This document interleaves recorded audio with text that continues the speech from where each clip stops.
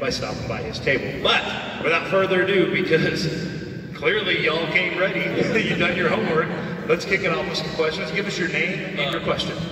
My name is Danny. I'm from Memphis. So I grew up watching USWA wrestling.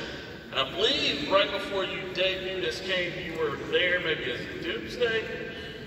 Yes. Okay. So my question is there anything that sticks out in your mind about USWA, like any funny story or anything like that? Yeah, so I was actually. I had various stints there, you know, early in my career, and then later, and then even after I signed with WWE, I went back down. Yeah, it would have been like '96, and then again later, in later '96.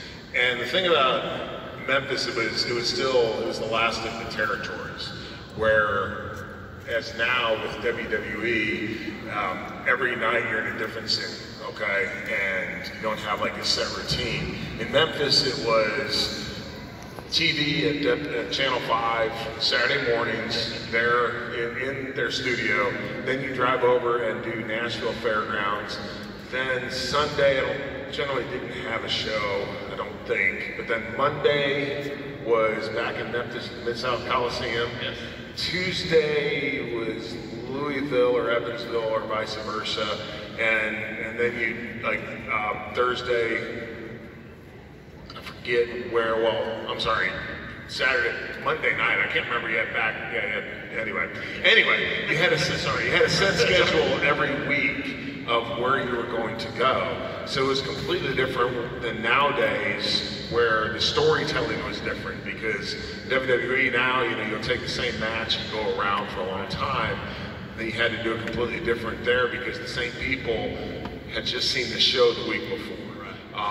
So that made it a lot different. And then, of course, you had the Memphis style of wrestling, which was it's a lot more entertaining than other places. For instance, you guys may not know this. You guys remember the Andy Kaufman, Jerry Lawler deal, right?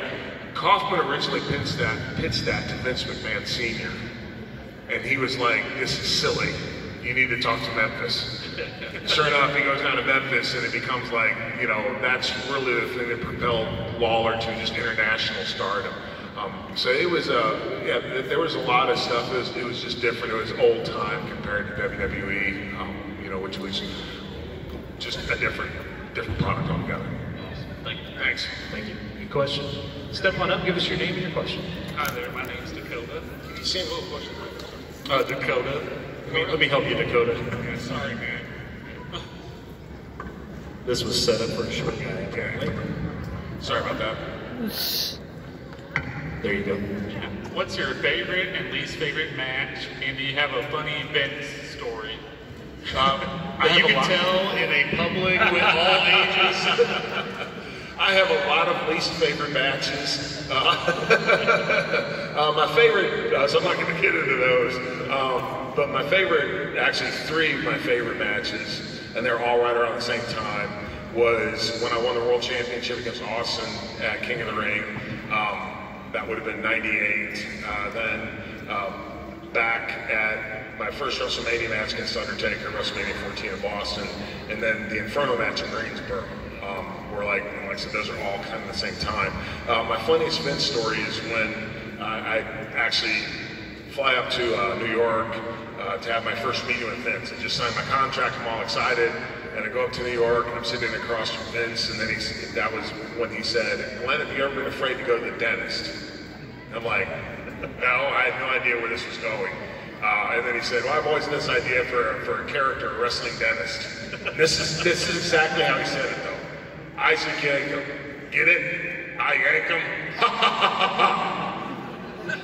So, and as I said, I walked into the room, I was on top of the world. I walked out of the room, I was no longer on top of the world. But anyway, that was the first match I heard the signature Vince laugh, and he laughs just like that. That's a good question, thank you. Awesome, thank you. Thanks. What does it mean for a guy to get the world title? I mean, what does it do, not only for your career, for merch sales, but just that hey, we're handing this to you? I mean, it's a big deal. Of course, I only had it for one day, but nevertheless, Yeah. I won it against Stone Cold Steve Austin. Right. You know, as he was going up, was shooting into the stratosphere at that point.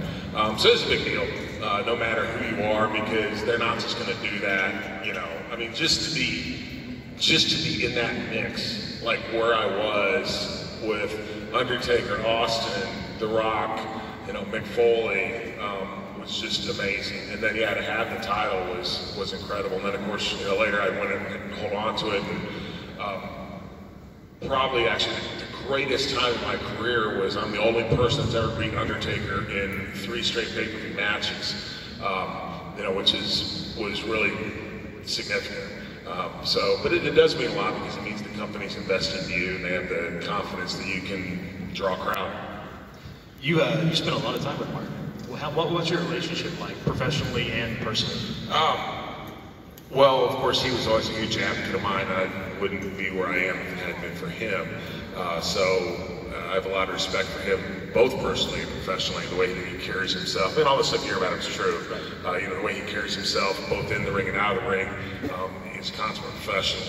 And, you know, hopefully that rubbed off on me, because that's what I tried to do as well. Very good. Your name and your question? Yes, my name's Rocky, and I want to say you're my favorite wrestler ever, so, you know, I enjoy this. But 2-part question that actually goes to what you just said. I personally would have always loved to see you have a long run with the WWE Championship. I read things online, and I was wondering whether or not it was true that there were times in your career that you were offered more runs with titles or bigger pushes, but you chose not to put over other talent. And the other question is, which is your favorite version of Kane that you've played throughout your career? On the first question, the unique thing about Undertaker and Kane is they were characters, so they didn't really need the title. You know, so you didn't have to do that because they were already kind of made. So, you know, that didn't matter so much. I actually never turned down the title run, you know, but I think anyone that's a good business person does this, and there are a few times that, you know, I felt that, and both for me or the other way, you know, that the storyline predicated someone needed to beat me or I needed to beat someone, okay? And for me, it was always about that. It's always about, seriously, you know, what's best for business, because that would come back around. So there were just times that, you know, that, yeah, I'm supposed to go over and felt that the other person needed to for storyline reasons or for whatever, I would do that. But there were times too that I fought for myself. Didn't always work out for me. In fact, I don't know if it ever did. But nevertheless, that was just always business, okay? But I never took anything like too personally, okay? Because, you know, in the end, you know, everybody gets tied up in the day-to-day stuff and forgets that no one cares that so-and-so beat you, whatever, you know, and it would always come back around. So I learned that after a while.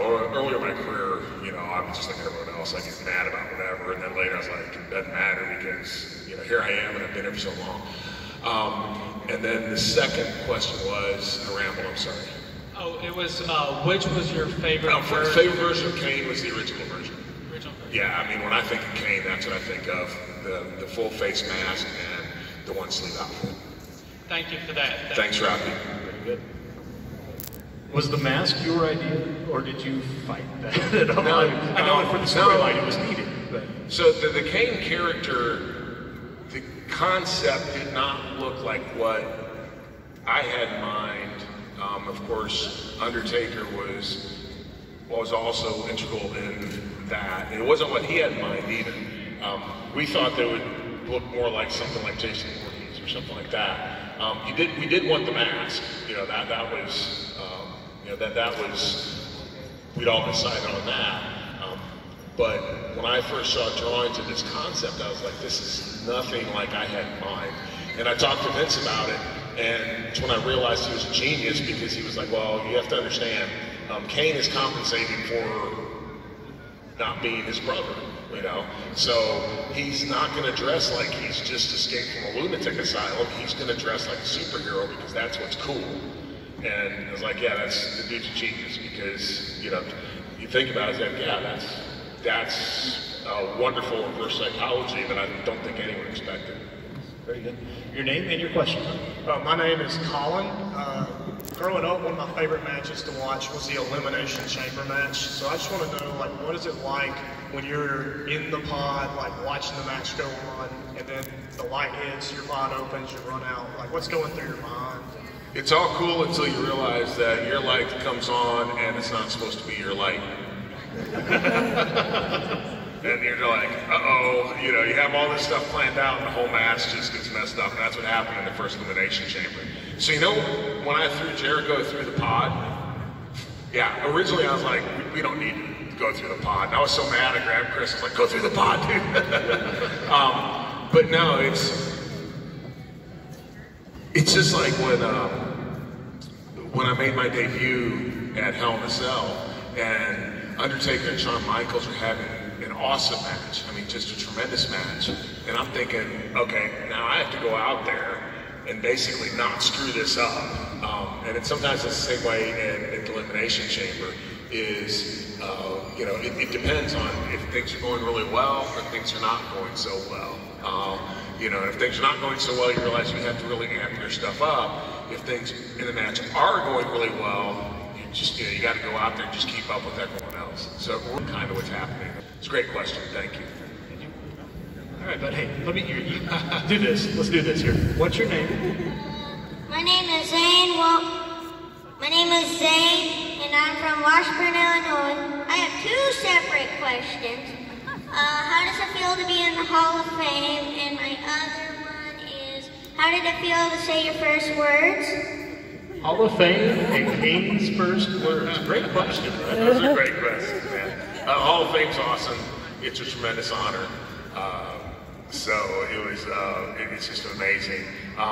So my first words, we'd actually debated that for a long time because I wanted to talk and no one else wanted me to talk. And then finally, when I came up with, you know, kind of the voice box deal and all that stuff, and then without the voice box, but I never thought my first words would be suck it.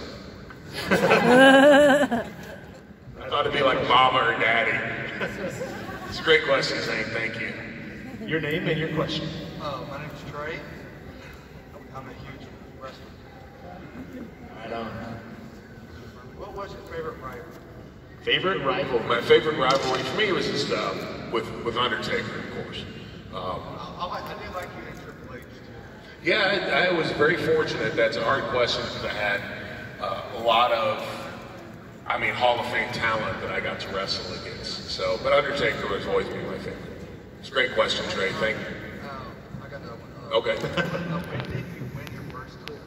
When did I win my first title? That was against Stone Cold Steve Austin at King of the Ring, October 1998, I think. August, October, something like that. Thanks, Trey. Thanks, buddy. Good question. Step on up here, bud. I got a microphone here. You go. Use this one. Yeah, you got it. You're a pro. Yeah. Hi, my name is Braxton. I have 3 separate questions. Lordy. All right, so going forward, once Braxton has finished his 3 questions, let's try to keep it to 1 at a time. And then I can't keep track of 3. Yeah, it's I couldn't keep track of 2 before. Do you have 1? What's the one you really want to Yes. The one that I really want to answer is, at the 2001 Royal Rumble, how did you manage to get 14 eliminations and last to the final 2 with Stone Cold Steve Austin? physically help? Like, how do you keep it? That's a great question. That was definitely a career highlight for me, and it was pretty awesome. You know, what's funny is, remember how I'd always keep my hair really wet because my hair, that was my real hair, okay, back then. But my hair is really curly and dry, so it would get frizzy if I didn't keep it real wet. Yeah, exactly. He knows when it went curly. Yeah. He knows his stuff. But if you watch that match, my hair gets like more frizzy and frizzy as the match goes on. So by the start of the match, I look pretty cool because my hair's all slicked down and wet. By the end of it, my hair's like out to here. But yeah, that was an awesome night, and I'll never forget, I got to hit Honky Tonk Man with his own guitar, which was like a highlight too. And then I almost won the dadgum thing, except for that Texas rattlesnake. So those are great questions, buddy. Good job, buddy. Thank you so much. Let's talk a little bit about you. They love to throw you in a battle royal, don't they? Especially the Royal Rumble. Yeah. And here's the thing, man. I hate battle royals. I do. I don't like watching them. The Royal Rumble's a little different. Yeah. But like, I have friends, they think the Royal Rumble's the greatest thing ever. And I'm like, battle royals kind of suck. Yeah. You know? So it's just ironic that I had a lot of success in the Royal Rumble when I'm just always like, this is like my least favorite match. You know, that, again, it's different because the stipulation of having the title shot, you know, really makes a lot of intrigue. And then, of course, they do the whole deal with the countdown and who's going out. And I think now that they've done a great job with surprises and those sort of stuff. But yeah, I never thought that I would be like, you know, I guess I still hold the all-time record for number of eliminations, right? Yeah, that's pretty cool. Awesome. You also get to work with a lot of cameos, celebrity cameos during the Royal Rumble, it seems like. Yes. Are those brought to you and said, hey, what do you think about Pete Rose? What do you think about Drew Carey? What do you think about, or is that something where you go to Vince and say, no, they actually, they always come to me. Now there was one, somehow I didn't know what happened. I got a call from like Jim Harbaugh's agent, like, hey, Jim Harbaugh wants to be in the Royal Rumble. And I thought we had him, but unfortunately he was on a recruiting trip and couldn't make it. But yeah, that would have been pretty awesome. Right on. What's your name and your question? My name is Steven. Everyone knows the amazing chemistry that you have with the Undertaker over the years.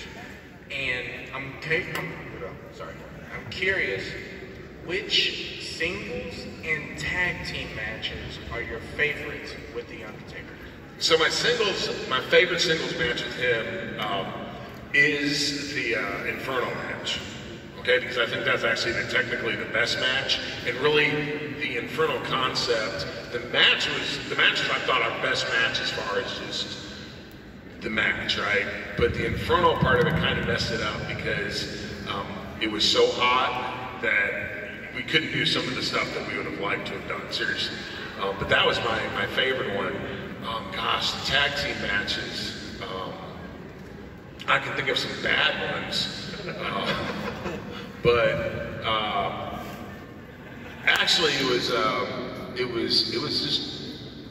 was a live event, non-televised, when we were wrestling against Triple H and Stone Cold Steve Austin when they were the two-man power trip, and that unfortunately didn't have the run that I thought that it could have or should have, because of just, you know, booking stuff. But that night we just clicked and everything was just off the charts really good.